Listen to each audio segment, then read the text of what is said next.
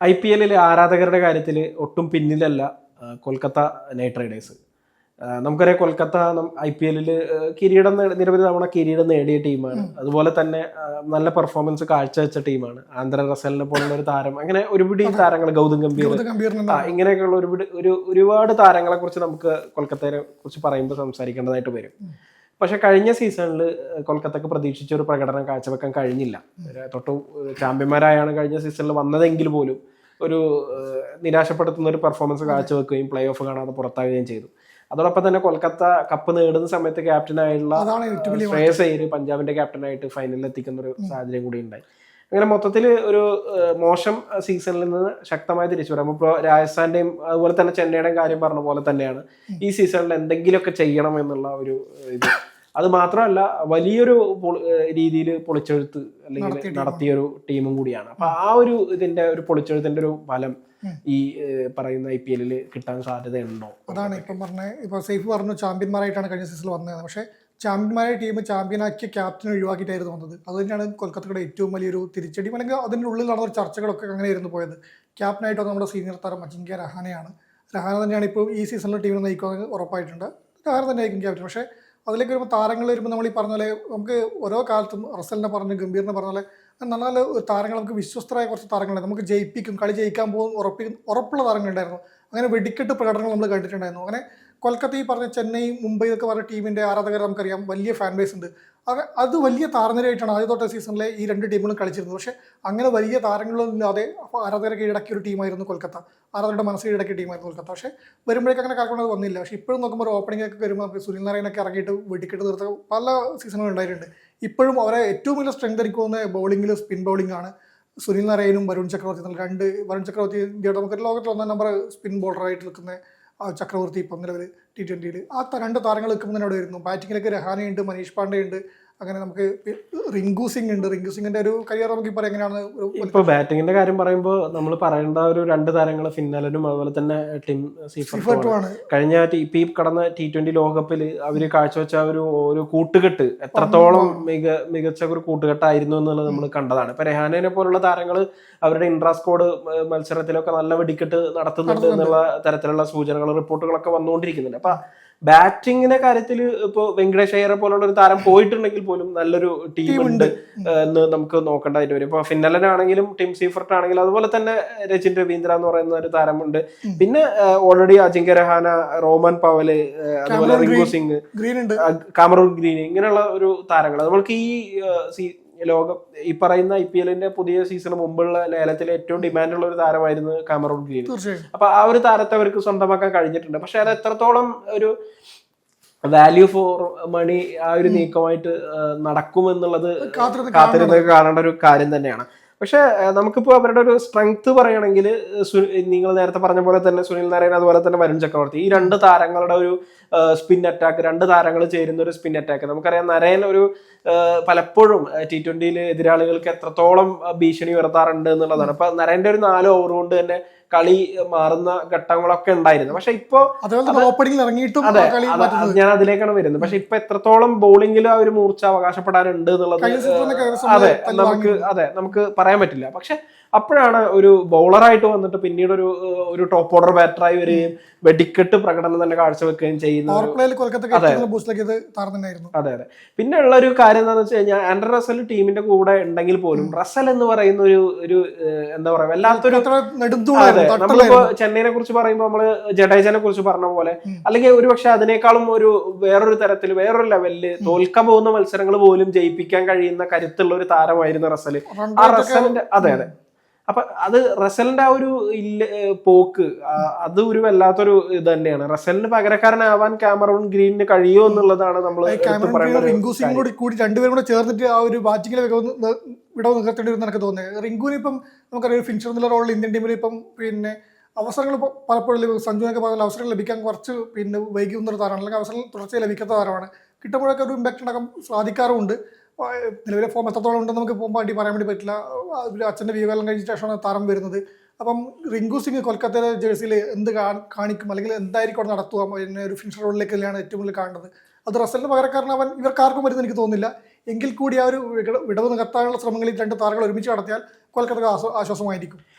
തീർച്ചയായിട്ടും. അതുപോലെ തന്നെ ഇപ്പൊ പേസ് ബോളിങ്ങിലേക്ക് വരുന്ന സമയത്ത് ആകാശ് ദീപ് ആണെങ്കിലും ഹർഷിത് ആണെങ്കിലും പരിക്കേറ്റ് പുറത്താകുന്ന ഒരു സാഹചര്യം ഉണ്ടായിട്ടുണ്ട്. അപ്പൊ പരിക്ക് വല്ലാതെ ഒരു അലട്ടുന്ന ഒരു ടീം തന്നെയാണ് കൊൽക്കത്ത എന്ന കാര്യത്തിൽ സംശയമൊന്നുമില്ല. അപ്പൊ അങ്ങനെ വെച്ച് നോക്കുന്ന ഒരു സമയത്ത് സ്വാഭാവികമായിട്ടും ഇനി ടോപ്പ് ഓർഡറിലെ കാര്യം പറയുകയാണെങ്കിൽ ഫിന്നാലനും ടിം സീഫർട്ടും ഉണ്ടെങ്കിൽ പോലും അവരെങ്ങനെയാണ് അത് ആ ഒരു കോമ്പിനേഷൻ വരിക എന്നുള്ളത് നമ്മൾ കണ്ടറിയേണ്ട കാര്യമാണ്. അപ്പൊ ഒരു 2 വിദേശ ഓപ്പണർമാരുമായിട്ട് മുന്നോട്ട് പോകേണ്ട ഒരു അവസ്ഥ വരുമോ എന്നുള്ളതും, അല്ലെങ്കിൽ അജിഗ്രഹന ആണെങ്കിൽ പോലും അങ്ങനെ ആ ഒരു തരത്തിൽ എന്താണ് ഒരു കൊൽക്കത്ത ടീം എന്നുള്ളത് മനസ്സിലാവുന്നില്ല. അപ്പൊ മറ്റുള്ള ടീമുകളൊക്കെ നമ്മൾ നോക്കുന്ന സമയത്ത് ഒരൊറ്റ നോട്ടത്തിൽ നമുക്ക് മനസ്സിലാക്കാൻ കഴിയുന്നുണ്ട് ആ ടീമിന്റെ ഒരു സ്ട്രെങ്ത് എന്താണ്, ആ ടീമിന്റെ ഒരു ഇത്. അപ്പൊ ഇപ്പൊ ഇതില് ഒരുപാട് പേര് കേട്ട താരങ്ങളുണ്ട്, പക്ഷെ എല്ലാവരും അതെ അതെ. അപ്പൊ എത്രത്തോളം അവർക്ക് പക്ഷെ രച്ചിൻ രവീന്ദ്രയുടെ ഒരു പെർഫോമൻസ് IPL ബാറ്റിംഗിൽ വലിയ പ്രതീക്ഷയൊന്നും എനിക്ക് വ്യക്തിപരമായിട്ട് തോന്നുന്നില്ല. കാരണം കഴിഞ്ഞ സീസൺ ഒരു ഉദാഹരണമാണ്. പിന്നെ ഇപ്പൊ ഈ T20 ലോകകപ്പിലേക്ക് വരുന്ന സമയത്ത് രച്ചിൻ കുറച്ചുകൂടി ബോളിങ്ങിലാണ് ഇത് ചെയ്തത്. പക്ഷെ സുനിൽ നരയനും അതുപോലെ തന്നെ ഒക്കെ ഉള്ള ഒരു ബോളിംഗ് നിരയ്ക്ക് രച്ചിനെ അങ്ങനെ അറിയില്ല. ഈ പറഞ്ഞ പോലെ വിദേശ എണ്ണം കൂടുമ്പോൾ അതും പ്രശ്നമാണല്ലോ. എല്ലാവരും പുറത്തിരിക്കാനുള്ള ചാൻസ് ആദ്യം കാണുന്നത്. തീർച്ചയായിട്ടും. അപ്പൊ അങ്ങനെ നോക്കുന്ന സമയത്ത് ഈ ടീമിൽ നിന്ന് നമുക്ക് ഒരു കാര്യമായിട്ടൊന്നും നമുക്ക് മനസ്സിലാകുന്നില്ല. അതായത് എന്താണ് എങ്ങനെയായിരിക്കും ഇവരുടെ പെർഫോമൻസ് എന്നുള്ളത്. അപ്പൊ 1-2 മത്സരങ്ങൾ അതെ തീർച്ചയായിട്ടും പേസ് ബോളിംഗിൽ ഒരു പ്രശ്നം കൊൽക്കത്തക്ക് ഉണ്ട്. അത് പ്രത്യേകിച്ച് ഹർഷിത് പോലെ തന്നെ ആകാശ് വരില്ല. പിന്നെ ഉള്ളത് ഇപ്പൊ മുസർബാനി വന്നിട്ടുണ്ട്. T20 ലോകകപ്പിൽ നല്ല പെർഫോമൻസ് കാഴ്ചവെച്ച ഒരു ബോളറാണ്. മുസ്തഫിസുർ റഹ്മാൻ പകരക്കാരനായിട്ട് വന്നിട്ടുണ്ട്. പിന്നെ ബാക്കി ഉണ്ടായിരുന്നു അത് തീർച്ചയായിട്ടും ശരിയാണ്. പക്ഷെ ഇതൊക്കെയാണ് ഈ പരിക്ക് കാരണം അവർ പ്രതീക്ഷിച്ച രീതിയിലുള്ള, അല്ലെങ്കിൽ പറഞ്ഞ രീതിയിൽ ഒരു പ്ലാൻ ചെയ്ത രീതിയിലല്ല കാര്യങ്ങൾ മുന്നോട്ട് പോകുന്നത് എന്നുള്ളതാണ് എടുത്തു പറയേണ്ട ഒരു കാര്യം. പിന്നെ കംപ്ലീറ്റ് ആയിട്ട് ഒരു പുതിയ ടീമായിട്ട് വരുമ്പോൾ നമ്മൾ ഞാൻ നേരത്തെ പറഞ്ഞ പോലെ തന്നെ പെട്ടെന്ന് നമുക്കൊന്നും പറയാൻ പറ്റാത്ത ഒരു സാഹചര്യമാണുള്ളത്. അപ്പൊ ആദ്യത്തെ കുറച്ച് മത്സരങ്ങൾ എത്രത്തോളം മികച്ച രീതിയിലാണ് കൊൽക്കത്ത കളിക്കുന്നത് എന്നത് കൂടി കണ്ടിട്ട് നമുക്ക് വിലയിരുത്തുന്നതായിരിക്കും കുറച്ചും കൂടി നല്ലതെന്ന് എനിക്ക് തോന്നുന്നുണ്ട്. പിന്നെ എപ്പോഴും സുനിൽ നരയൻ ആ ഒരു പഴയ ഒരു മികവ് ഇതില് വേറെ കാര്യം ഉണ്ട് കേട്ടോ. നമ്മൾ സ്പിൻ അറ്റാക്ക് അവരുടെ ഒരു ശക്തിയാണെന്ന് പറയുമ്പോൾ പോലും വരുൺ ചക്രവർത്തി ഇപ്പൊ സമീപകാലത്ത് വിക്കറ്റുകൾ വീഴ്ത്തുന്നുണ്ടെങ്കിൽ പോലും തല്ല് വാങ്ങുന്നുണ്ട് എന്നുള്ളതൊരു വല്ലാത്ത പ്രശ്നമാണ്. ഇപ്പൊ IPL പോലുള്ള ഒരു വലിയൊരു ലോങ് ഒരു ഇതിനകത്ത് അല്ലെങ്കിൽ 2 മാസം നീണ്ടു നിൽക്കുന്ന ഒരു ടൂർണമെന്റിനകത്ത് ഇങ്ങനെ ഒരു ബൗളർ വരുൺ ചക്രവർത്തിയുടെ പോലുള്ള ഒരു ബൗളർ നിരാശപ്പെടുത്തി കഴിഞ്ഞാൽ അത് കൊൽക്കത്തനെ വളരെയധികം ബാധിക്കുമെന്ന കാര്യത്തിൽ സംശയമില്ല. അതാണ് ഏറ്റവും വലിയൊരു പ്രശ്നമുള്ളത്. പിന്നെ സ്വാഭാവികമായിട്ട് അവരുടെ ഒരു ഇതെന്ന് പറയുമ്പോൾ അംഗ്രീഷ് രഘുവംശിനെ പോലുള്ള താരങ്ങൾ ടോപ്പ് ഓർഡറിൽ വരുന്നുണ്ട്. ഇപ്പൊ എനിക്ക് തോന്നുന്ന അവരുടെ പ്ലേയിങ് 11 നമ്മൾ നോക്കുകയാണെങ്കിൽ ഇപ്പോൾ പ്രധാനപ്പെട്ട പല ആളുകളെയും നമ്മൾ മാറ്റി നിർത്തി നോക്കുകയാണെങ്കിൽ രഹാനെ അതുപോലെ തന്നെ ഫിന്നലിനെ ഓപ്പൺ ചെയ്യാനാണ് സാധ്യത. രഘുവംശി വരാൻ സാധ്യതയുണ്ട്. കാമറൂൺ ഗ്രീന് 4ാം നമ്പറിൽ കളിക്കാൻ സാധ്യതയുണ്ട്. റിങ്കു അതുപോലെ തന്നെ ഇതില് നമുക്കിപ്പോ ഒരു സജഷൻ രജിൻ ഇവിടെ കളിക്കുന്നുള്ളതാണ്. രജിൻ ചിലപ്പോ ഒരു പക്ഷെ മധ്യനിരയിൽ കണ്ടാലും അത്ഭുതപ്പെടേണ്ടതില്ല. കാരണം ഒരു ബോളിംഗിലേക്ക് ഒരു എക്സ്ട്രാ ഇത് കിട്ടാൻ വേണ്ടിയിട്ട്, ഒരു പരിഗണന കിട്ടാൻ വേണ്ടിയിട്ട് ബോളിംഗ് നമുക്കറിയാം. ഒരു സുനിൽ നാരായൺ അതുപോലെ തന്നെ വരുൺ ചക്രവർത്തി ഉള്ള ഒരു ടീം എന്ന് പറയുമ്പോൾ സ്പിന്നിനെ വല്ലാതെ അതെ അങ്ങനെ ഒരു പ്രശ്നം കൂടി ഉണ്ട്. അപ്പൊ അത് എത്രത്തോളം ലഭിക്കില്ല. പിന്നെ നമ്മൾ ബോളർമാരെ നോക്കുകയാണെങ്കിൽ ഇപ്പൊ ഉമ്രാൻ മാലിക് അല്ലെങ്കിൽ കാർത്തിക് ത്യാഗി, വൈഭവ് അറോറ ഇങ്ങനെയുള്ള താരങ്ങളാണ് ഉള്ളത്.